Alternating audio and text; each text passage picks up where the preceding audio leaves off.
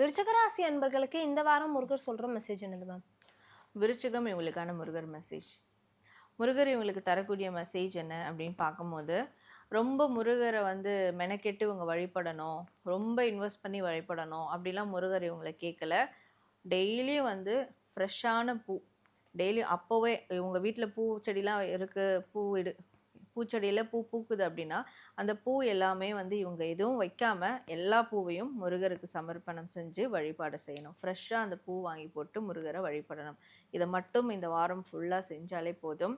முருகர் எப்படி நிறைஞ்சு போகிறாரோ அதே மாதிரி அவங்களுக்கும் ஒரு நிறைவான வாழ்க்கை கிடைக்க எல்லா விதமான வழிகளும் ஓப்பன் ஆகும். அதற்கான வழிகள் இருந்தாலும் இவங்க தெரிஞ்சுக்காமல் இருப்பாங்க, இவங்களுக்கும் அது தெரிய வரும்.